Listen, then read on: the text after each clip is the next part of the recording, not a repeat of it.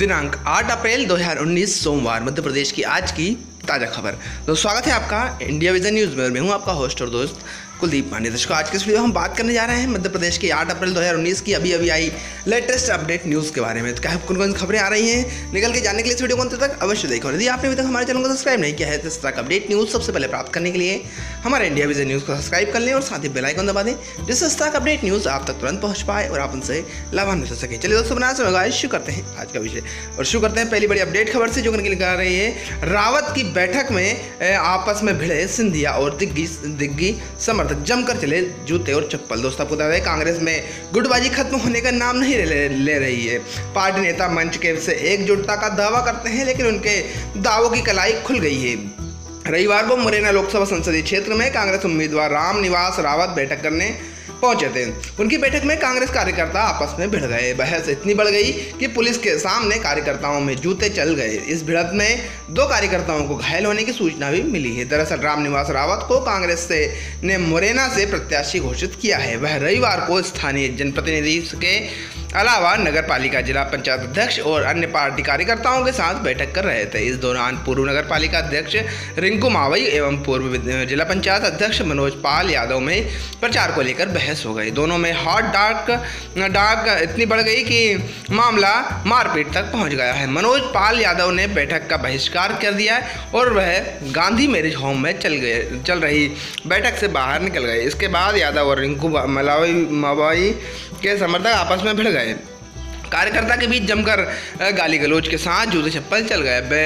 ये तमाशा वहां मौजूद पुलिस के सामने चल रहा था। मामला बढ़ता देख पुलिस बीच बचाव करने उतरी और कार्यकर्ताओं को खदेड़ा। आइए जानते हैं दूसरी खबर के बारे में, जो कि निकल के आ रही है। भाजपा के लिए गले की फांस बनी ये सीटें, भोपाल के लिए भी नहीं मिल रहा है उम्मीदवार। दोस्तों, आपको बता दें मध्य प्रदेश में कांग्रेस और बीजेपी दोनों दलों के बीच इस बार कई सीटों पर कांटे का मुकाबला होने की संभावना है। प्रदेश की 2 हाई प्रोफाइल सीटों पर अब तक बीजेपी ने निर्णय नहीं लिया है। वहीं कांग्रेस ने भी गुना और इंदौर सीट पर अब तक उम्मीदवार तय नहीं किए हैं। इंदौर सीट पर सुमित्रा महाजन के पत्र के बाद से सियासत गर्मा गई है। ताई के पत्र के बाद बीजेपी के लिए इंदौर सीट गले की फांस बन गई है। एक तरफ ताई के समर्थन टिकट देने की मांग कर रहे हैं और तो वहीं दूसरी ओर ताई ने अभी चुनाव नहीं लड़ने की ठान ली है। कांग्रेस ने प्रदेश में अभी तक 22 उम्मीदवारों के नाम की घोषणा की है और भाजपा ने 21 उम्मीदवारों की सूची जारी कर दी है। कांग्रेस और भाजपा ने मध्य प्रदेश में होने वाले पहले चरण के चुनाव के लिए उम्मीदवारों के नाम घोषित कर दिए हैं, लेकिन कांग्रेस की ओर से भी इंदौर सीट अब तक असमंजस बना हुआ है। पार्टी की ओर से यह तय नहीं हो पा रहा है कि सांसद ज्योतिरादित्य सिंधिया को उतारा जाए या उनके नाम की अटकलें लगातार ग्वालियर और इंदौर सीट से चल रही हैं। बीच में दीपक बावरिया के बयान से के बाद इन अटकलों पर विराम लग गया है, लेकिन लगातार हो रही देरी के कारण अब फिर से चर्चाओं का बाजार गर्म हो रहा है। लोकसभा चुनाव के 4थे चरण के लिए नामांकन प्रक्रिया 9 अप्रैल को पूरी हो जाएगी। 4थे चरण में मध्य प्रदेश की 6 लोकसभा सीटों पर मतदान होगा। जिन 6 लोकसभा सीटों पर वोटिंग होनी है उनमें सीधी, शहडोल, जबलपुर, मंडला, बालाघाट और छिंदवाड़ा शामिल है। आइए बढ़ते हैं आगे, बात कर लेते हैं तीसरी बड़ी अपडेट खबर से, जो कि निकल कर आ रही है।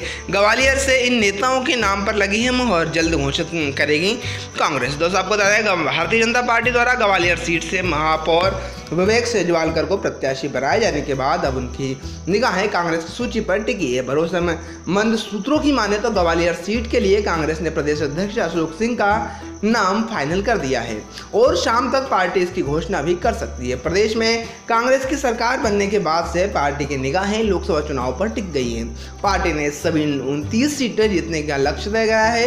पार्टी ने बड़े नेता अपने प्रभाव वाले क्षेत्र में अपने चहेते को उम्मीदवार बनाना चाहते हैं और वही वजह है कि कुछ सीटों पर अभी भी पेंच फंसा हुआ है और कांग्रेस अब तक प्रत्याशी घोषित नहीं कर पाई है। ऐसे ही एक सीट है ग्वालियर। सांसद ज्योतिरादित्य सिंधिया के प्रभाव वाली सीट होने के कारण इस सीट पर उनकी पसंद के उम्मीदवारों को ही तरजीह दी जा रही है। जिला कांग्रेस कमेटी ने 2 पहले सांसद सिंधिया और फिर उनकी पत्नी प्रियदर्शनी राजे के नाम का प्रस्ताव बनाकर राहुल गांधी के पास भेज दिया है। हालांकि कांग्रेस हाईकमान पहले ही स्पष्ट कर चुकी है कि सिंधिया गुना शिवपुरी से ही चुनाव लड़ेंगे और पिछली दोनों प्रदेश प्रभारी दीपक बावरिया ने स्पष्ट कर दिया है कि प्रियदर्शनी राजे इस बार कहीं से भी चुनाव नहीं लड़ेंगी।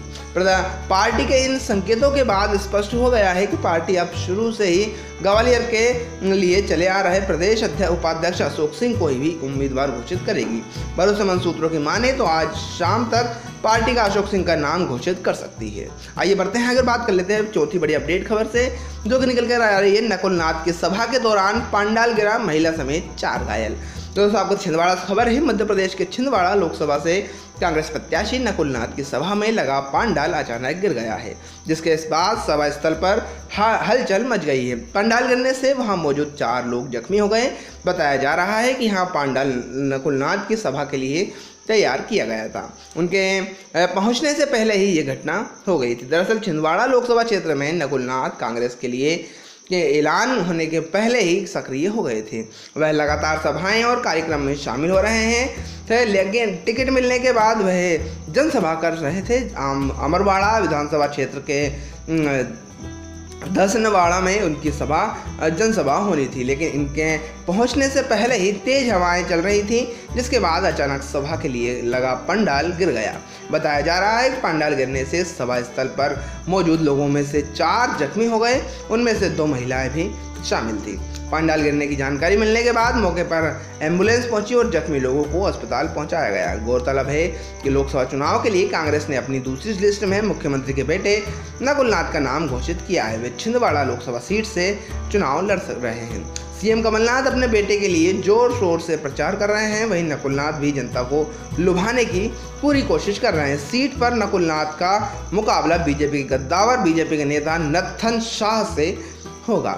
आइए बढ़ते हैं, बात कर लेते हैं 5वीं और अंतिम बड़ी खबर के बारे में, जो कि निकल के आ रही। ईडब्ल्यूएस पुलिस किसके निर्देश पर गई थी? शिवराज सिंह का बयान है, ये हिम्मत है तो शिवराज के यहाँ रेड करे, ये कहना है दिग्विजय सिंह का। दोस्तों आपको बता दें, सीएम कमलनाथ के नज़दीकियों के यहाँ आयकर विभाग की छापामारी कार्रवाई को लेकर सियासत तेज हो गई है।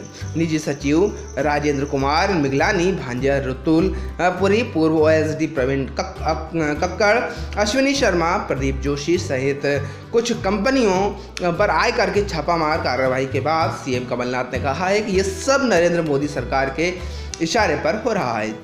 वित्त मंत्री अरुण जेटली ने कहा है कि हमारा इस कार्यक्रम से कोई लेना देना नहीं है। पुलिस किसके निर्देश पर गई है, जवाब देना होगा, शिवराज सिंह चौहान का यह कहना है। पूर्व मुख्यमंत्री शिवराज सिंह चौहान ने कहा है कि मध्य प्रदेश तो शांति का टापू है, संविधान को ध्वस्त करने के लिए उसको सर्कस का अखाड़ा बना दिया गया है। कमलनाथ जी यदि गलत नहीं है तो डर किस बात का है? दूसरा सवाल यह भी है कि किस समय आचार संहिता लगी है, किसके निर्देश पर पुलिस गई? पुलिस अफसरों को जवाब देना पड़ेगा, सीएम को भी जवाब देना पड़ेगा। जो खेल खेला जा रहा है अच्छा नहीं है। भ्रष्टाचारियों को बचाने का प्रयास हम सफल नहीं होने देंगे। हिम्मत है तो शिवराज सिंह चौहान के यहाँ छापा डालें, यह कहना है पूर्व मुख्यमंत्री दिग्विजय सिंह का। दिग्विजय सिंह ने कहा है कि भारतीय जनता पार्टी बदले की भावना से विपक्षी दलों को बदनाम करने के लिए इस तरह की कार्यवाही पूरे देश में कर रही है। मध्य प्रदेश में भी ऐसे ही क्रिया किया गया है। मैं पूछना चाहता हूं कि क्या जब पर्याप्त आधार हैं तो आयकर विभाग अमित शाह और शिवराज सिंह चौहान के यहाँ छापामारी कार्रवाई क्यों नहीं करता? ये कहना है पूर्व मुख्यमंत्री दिग्विजय सिंह का। दर्शकों, इतनी कुछ जानकारियां जो हम आपके लेकर आए थे मध्य प्रदेश की 5 बड़ी खबरें, जो कि हमने आपको बताया मध्य प्रदेश की आज 8 अप्रैल 2019 सोमवार से मध्य प्रदेश की आज की बड़ी खबरें, जो कि निकल आई मध्य प्रदेश के विभिन्न क्षेत्रों से। आशा करते हैं इन क्षेत्रों पे जैसे नंबर पे लेकर रावत की बैठक में आपस में बैठे सिंधिया और दिग्विजय समर्थक, आपका हमारे इन संबंधित कुछ भी जवाब बयान हो, आप हमें कमेंट्स माध्यम से कह सकते हैं। हम उसका आपको भरपूर प्रयास करेंगे। और आपको हमें ये सीरीज किस प्रकार कैसी लग रही है, आप पसंद आ रही है, नहीं आ रही है, आप जो भी है आप हमें कमेंट्स के माध्यम से बता सकते हैं, जिससे कि हमारा उत्साहवर्धन होता है और हम आगे भी इस तरह के वीडियो अपलोड करने की तहे दिल से प्रयास करते हैं। तो हमने बताया रविवार आज की रावत की बैठक में आपस में भिड़े सिंधिया और दिग्विजय समर्थक, जमकर चले लात और जूते चप्पल। उसी के साथ हमने बताया भाजपा के लिए गले की फांस बनी ये सीटें भोपाल के लिए भी नहीं मिल रहा है उम्मीदवार। आज घोषित हो सकती है भाजपा की लिस्ट, और उसके साथ ग्वालियर से इस नेता के नाम पर मुहर लगी है, जल्दी घोषित करेगी कांग्रेस। इसी के साथ चौथी बड़ी अपडेट खबर थी जो कि निकल के आ रही थी, नकुलनाथ की सभा के दौरान पंडाल गिरा, महिला समेत 4 घायल हुए। इसी के साथ 5वीं और अंतिम बड़ी खबर थी जो हमने आपको बताई विस्तार से। उसको ईडब्ल्यूएस पुलिस किसके निर्देश पर गई थी? शिवराज सिंह चौहान का है। दर्शकों आपको बता दें कि पुलिस किसके निर्देश पर गई थी? शिवराज सिंह चौहान का कहना है। जो कल कमलनाथ के करीबियों पर जो रेड हुई थी, जो कि आयकर विभाग द्वारा की गई थी, उससे संबंधित था, जिसमें कि करोड़ों की संपत्ति वहाँ से उजागर गई। और हम अब एक चीज़ बता दें, मुख्यमंत्री कमलनाथ मध्य प्रदेश के पूरे देश में सबसे अमीर मुख्यमंत्री बन चुके हैं। इसको आशा करते हैं आपको हमारा आज का विषय बस पसंद आया होगा। यदि पसंद आया तो लाइक करें और इससे अधिक लोगों तक शेयर करें, ताकि सभी जानकारी से लाभान्वित हो सके। इसको आज का वीडियो मत ही हम फिर आज होते हैं एक नए विषय के साथ। जब तक लिए जय हिंद, जय भारत, वंदे मातरम।